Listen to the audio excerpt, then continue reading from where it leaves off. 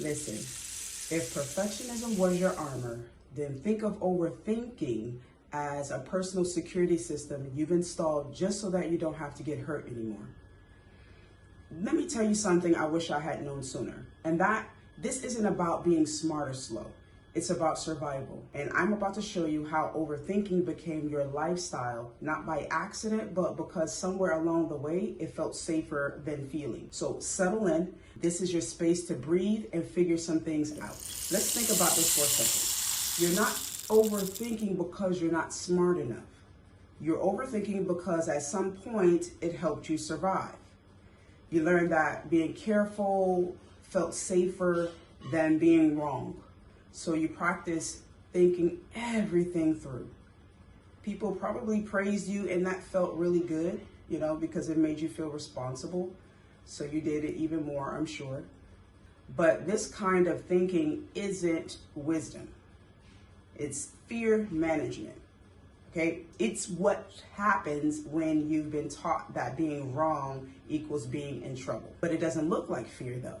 It looks like planning, like being prepared. You're so put together. But here's what I struggle with too. No amount of mental rehearsal is going to guarantee you a pain-free life. And the longer you try to think your way out of feeling something, the longer you're gonna stay stuck in that illusion that you can control what happens. That's just not how life works. So let's break this down further. Overthinking isn't just a habit. It's a coping strategy. We've discussed this, right? Here's why it keeps showing up though. One, could be emotional sidestep. It keeps you in your head so you don't have to feel what's in your heart, because feelings are messy, they're unpredictable, they can't be controlled. So instead of saying that hurt, we analyze it to death. We want to brainstorm some more. We want to think it through again. It's much safer that way. We stay all warm and cozy. Or two, it could be that control is disguised as clarity. Overthinking tricks you into believing if you just plan more, you can sidestep disappointment. But you're researching things that you already know. You're asking friends, hoping that they'll confirm what you're scared to decide. But planning doesn't prevent pain. Life has other plans. God has other plans. And we all know that He plans best. Or maybe it's self-worth maintenance. You believe being the thoughtful one means you're responsible. Like if you think it through enough or think it through right, you'll feel more confident. But confidence doesn't come before the action. It's really about I perform something, I do something, I try something, and I gain the confidence once I understand that, okay, this wasn't as scary as I thought, or I can handle what is going to happen next. Confidence comes from taking action. Or maybe it's that your body pays the bill. What do I mean? Chronic overthinking wears you down physically. Tight shoulders, clenched jaw, restless sleep. You might start to feel it here. Every time you replay a scenario, your body responds like it's happening right now. So that means your brain's going to keep trying to solve that problem, close that loop, until you actually get to that point. The brain is trying to complete a pattern that never finishes. Or maybe it's showing up in your life as decision fatigue. When you're the default problem solver in your life, like many of us are, your brain gets worn down because you're solving other people's issues. You're depleted, it's overused. So sometimes it's not that you can't decide, it's that you've made too many decisions already for other people in your life, and you just left yourself to the side. So when it came time to decide something for yourself, you had no more juice in the tank. But how do you know it's taking over? You might recognize some of those signs, but how do you really know that it's taking over? Okay, you wake up tired. You're behind on your own dreams. Keep helping other people. You keep saying, I just need a little bit more time, but you're still on page one. Okay, you're still in the brainstorming stage. This isn't procrastination. This is your nervous system, again, checking out, and we're talking about no flight, no fight, just numb. You scroll, you plan, and then you organize, but your feet don't move. My feet don't move. And it wears on you. Your body starts telling you. Sleep doesn't come easy.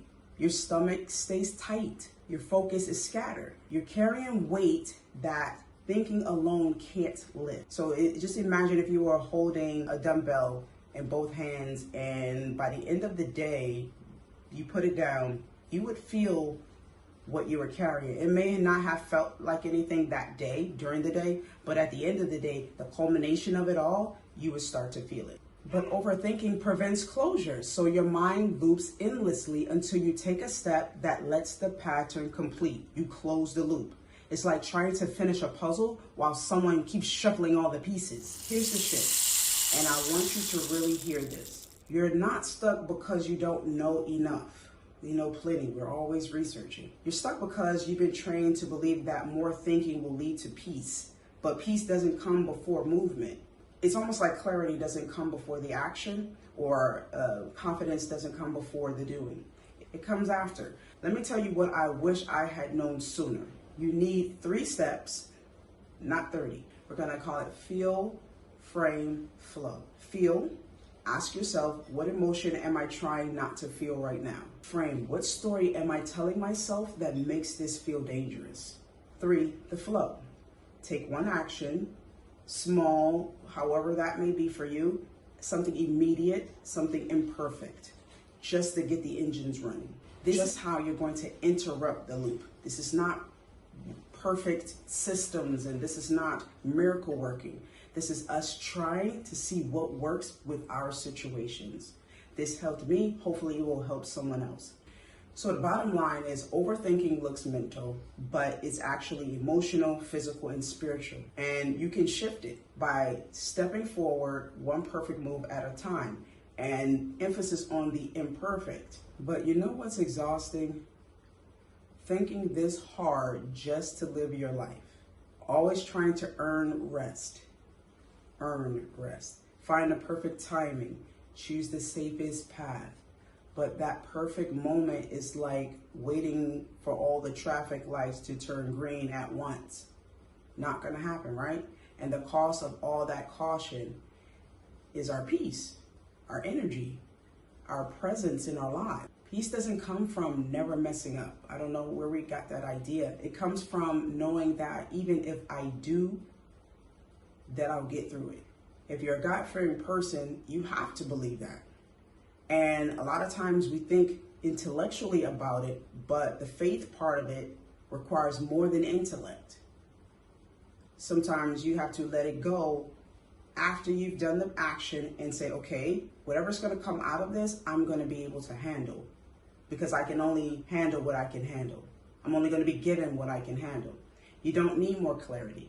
You just need permission to stop thinking like your life is some sort of minefield, that you step here and this is going to happen, and then boom, it's going to all explode. Sometimes the most powerful thing you can say is that I don't know how this is going to end, but I'm going to move forward anyway. And that's when your nervous system finally exhales. Before you go, here are your 3 takeaways. Number 1, name the emotion you're avoiding. I'm not talking about the situation, I'm talking about the feeling. Number 2, take one small action today. Imperfect beats incomplete every time. 3, reset without earning it. Your worth isn't tied to your productivity. Remember that your nervous system wants safety. Your soul already has it. If you can rest in who's in charge. Faith isn't passive. It's not do nothing and hope it works out. Take the step and trust that if it's not this door, this choice, this decision, the one who opens all the doors will guide you anyway. See you in the next one.